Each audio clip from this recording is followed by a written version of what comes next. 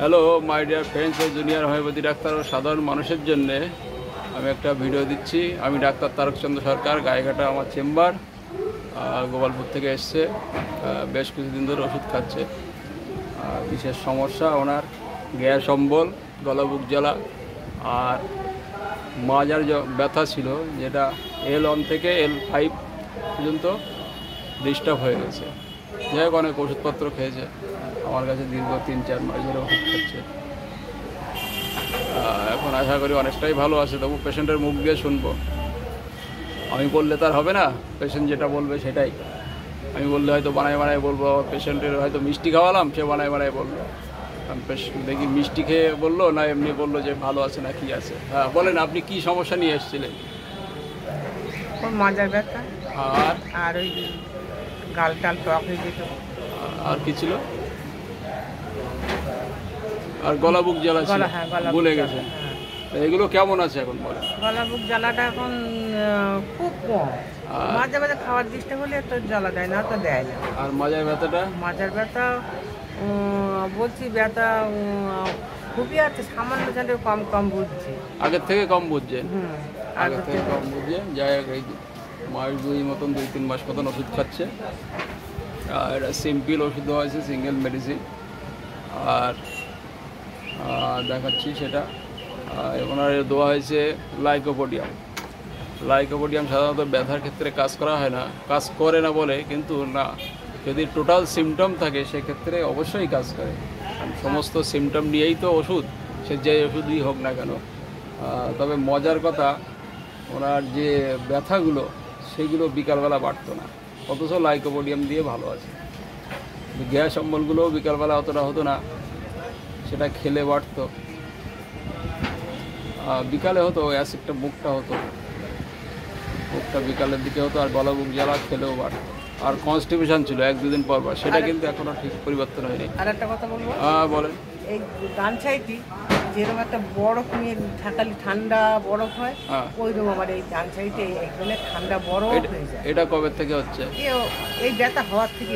যাই হোক, এটা ভুলে গিয়েছিল এতদিন ধরে, এখন এটা বললেন। বরফের মতন ঠান্ডা। আর খিদে আর ঘুমটা এখন কেমন হচ্ছে? আগের থেকে ভালো হচ্ছে না কম হচ্ছে? আগের থেকে ভালো হচ্ছে। খিদেটা? খিদে খুব একটা নেই, বড্ড খিদে লাগে, সকালের দিকে খায়, আর দুপুরবেলা আগের থেকে একটু হচ্ছে। এই হচ্ছে ব্যাপার। এই লাইকোপোডিয়াম দিয়েছিলাম, ক্লাব মস 0135, আজকে 14-10-25 7 দিচ্ছে। সাধারণত আমি একটা গ্যাপ দিয়ে একটা দিই, কারণ আমি 1 মাসের ওষুধ দিই তো। আর এর যেহেতু দিনে 2 বার করে চলছে,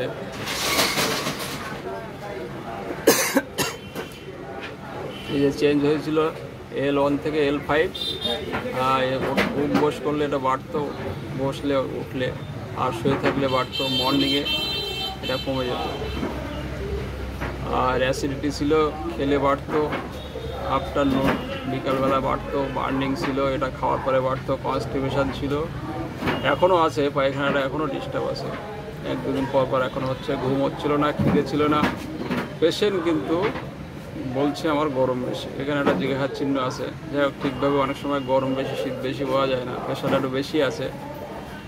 আর জল পিপাসা নর্মাল ছিল, খুব যে কম তাও না, বেশিও না।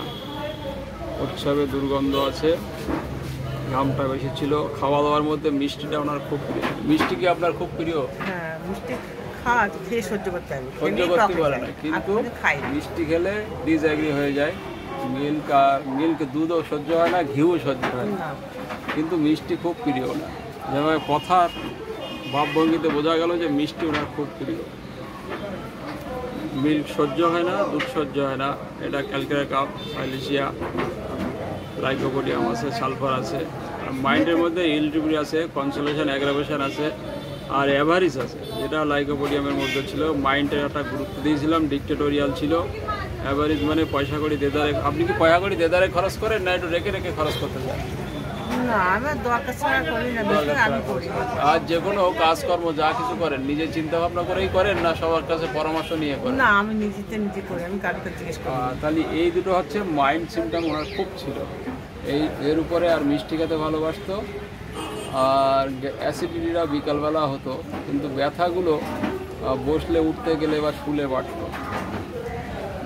আর ওনার মানুষের একটা ভয় ছিল, যেটা লাইকোপোডিয়ামের একটা বিরাট সিমটম, মানুষের ভয়।